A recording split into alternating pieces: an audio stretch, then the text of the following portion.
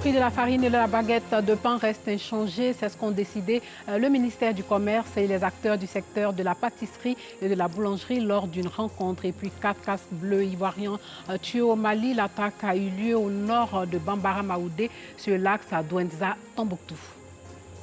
Bonsoir et bienvenue dans le journal. Le prix de la farine et de la baguette de pain ne connaîtront pas d'augmentation. C'est ce qui ressort de la rencontre ministère du Commerce, acteurs du secteur de la pâtisserie et de la boulangerie. Les deux parties vont poursuivre le dialogue autour d'un cadre de concertation. Le reportage de Noussangari. Annoncé pour connaître une hausse à partir du vendredi 15 janvier, le prix du pain reste finalement inchangé. 150 francs CFA la baguette, dont le poids varie entre 193 et 228 grammes. L'annonce a été faite par les acteurs du secteur de la pâtisserie et de la boulangerie à l'issue d'une rencontre avec le ministère du Commerce. Nous voulons donc rassurer les Ivoiriens que le 15, il n'y aura pas d'augmentation du prix du pain. Les autorités ont fait tout ce qu'il y a à faire pour que nous allions dans le sens de continuer à travailler. Et avec les travaux qui vont suivre, nous sommes sûrs de trouver avec le ministère et avec l'ensemble des consommateurs tout un ensemble de solutions qui permettent à notre profession de continuer à exister.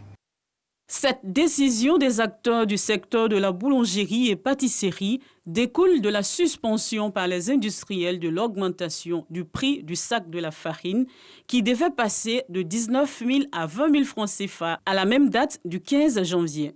Satisfait de cette décision, le ministre Souleymane Diarra n'a pas manqué de saluer l'ensemble des acteurs du secteur avant de les inviter à œuvrer pour la protection du pouvoir d'achat des consommateurs. Le pain est un produit, je dirais, de consommation courante. Et vous comprendrez que tout le monde fait attention à tout ce qui concerne les problématiques liées en fait au pain, à ce produit-là. Donc, je pense que vous avez une lourde responsabilité. Lorsque vous êtes président d'une fêtière, d'une association, d'une coopérative, ça veut dire que ce sont des gens qui ont décidé de vous confier en tout cas leur destinée. Un cadre de concertation a été créé entre le ministère du Commerce, les acteurs de la boulangerie, de la pâtisserie et les industriels pour poursuivre le dialogue en vue d'une sortie de crise définitive. Législative 2021, les candidatures retenues seront communiquées au Conseil constitutionnel le 1er février 2021 et l'ouverture de la campagne est prévue le 26 février. L'information a été donnée par la CEI, la Commission électorale indépendante. Sachez que 4 casques bleus ivoiriens ont été tués au Mali. L'attaque a eu lieu au nord de Bambara Maoudé sur l'axe entre Douenza dans le centre du pays et Tombouctou dans le nord-ouest. La Côte d'Ivoire contribue avec un bataillon de 816 hommes à la MINUSMA selon la mission et cette dernière est forte de 15 000 hommes et femmes dont près de 12 000 militaires, très majoritairement africains selon l'ONU. Au Mali, dans le cadre de la mission multidimensionnelle intégrée pour la stabilisation au Mali, MINUSMA, un détachement de casques bleus ivoiriens a fait l'objet d'une attaque terroriste. Bilan, 3 morts sur le champ. L'un des 4 blessés a succombé à ses blessures par la suite. L'attaque a eu lieu au nord de Bambara Maoudé, sur l'axe Douenza au centre et Tombouctou au nord-est, dans une région qui est l'un des foyers de la violence polymorphe qui ensanglante le Sahel. Le détachement de casques bleus ivoiriens a heurté un ou plusieurs engins explosifs improvisés avant d'être la cible de tir selon un mode opératoire courant, ont rapporté la MINUSMA et l'état-major ivoirien. Le Premier ministre, chef du gouvernement, ministre de la Défense Ahmed Bakayoko, a salué la mémoire de ces soldats tombés au champ d'honneur et exprimé sa compassion aux blessés en leur souhaitant un prompt rétablissement.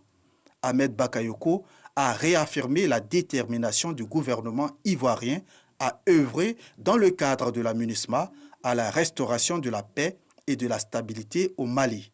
La MINUSMA, établie en 2013, a perdu plus de 230 de ses membres, dont plus de 130 dans des actes hostiles, selon des statistiques de l'ONU. C'est la mission la plus meurtrière pour les casques bleus dans le monde.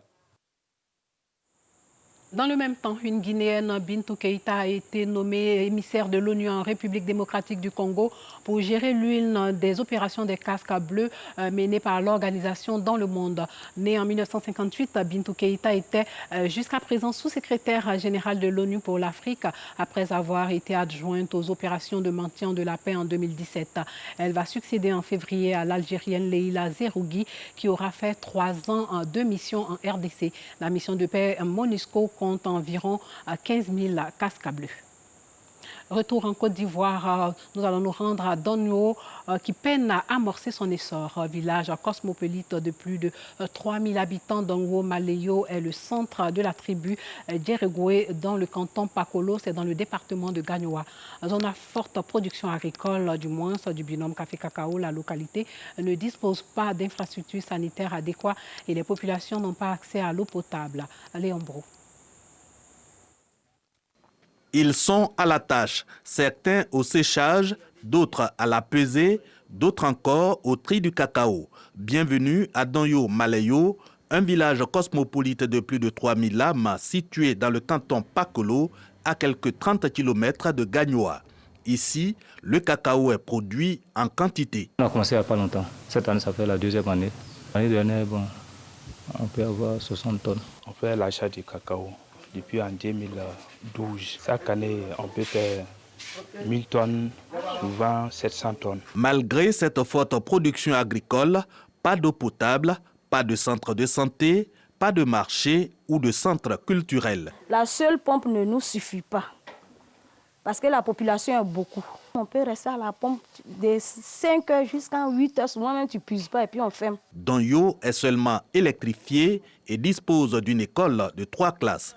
Pourtant, la localité s'était imposée village centre de sa tribu avec pour slogan le premier chant du coq.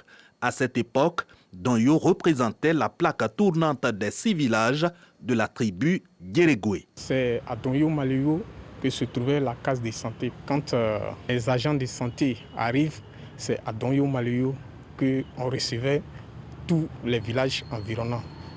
Quand un village voisin recevait une lettre, c'est à Donyo Maleyo, la lettre était lue. Mais alors, qu'est-ce qui a freiné le développement de Donyo Maleyo? C'est les petits conflits d'hégémonie. Chez nous, il faut le dire, on n'avait pas de cadre. Absence de fraternité, d'unité ou de cohésion, les mots de Donyo Maleyo, désormais au passé. Une mutuelle de développement regroupe les fils et filles du village. Mieux, Donyo a fusionné avec son voisin Boussou Palignoa pour former Djeregnoa 1. Nous avons dit, bon, on prend le nom de la tribu. Seulement, on ajoute le numérique 1 pour éventuellement permettre à d'autres villages de la même tribu qui voudraient se regrouper, s'ils voulaient choisir ce nom, qu'il n'y ait pas de confusion. Donyo et Boussou Palignoa ensemble pour la conquête du développement. Premier acquis, un complexe socio-éducatif.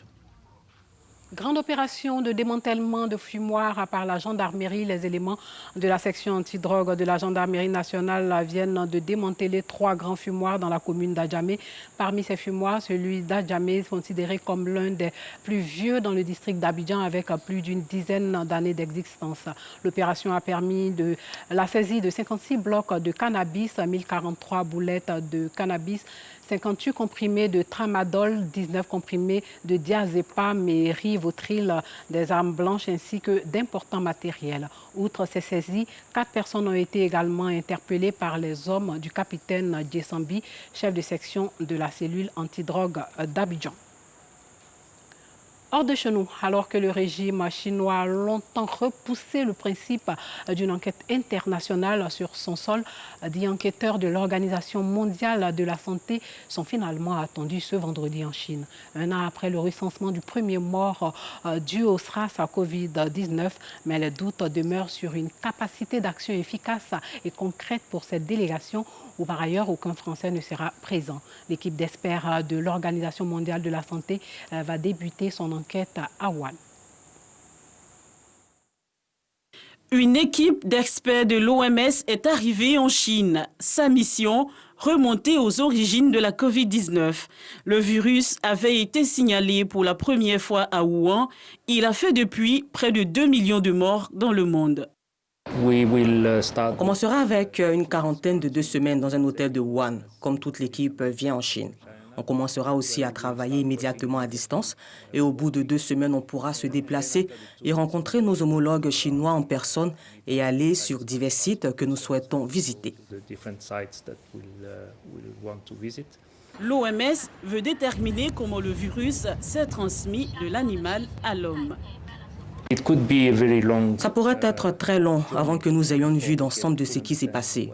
Donc je ne pense pas que nous aurons des réponses claires après cette première mission. Mais on sera sur une piste et si tout va bien, dans les prochains mois, ce sera complété par d'autres missions et études et ça nous conduira lentement à une meilleure compréhension de l'origine du virus. Cette visite est ultra sensible pour le régime, soucieux d'écarter toute responsabilité de l'épidémie.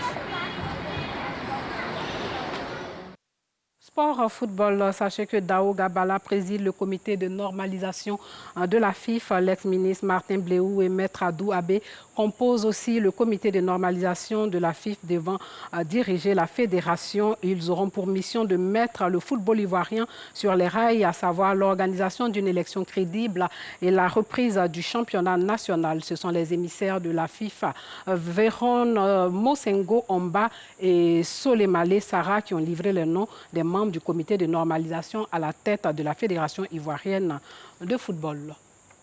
Voilà, c'est tout pour ce soir. Merci de nous avoir suivis et surtout, portez-vous bien.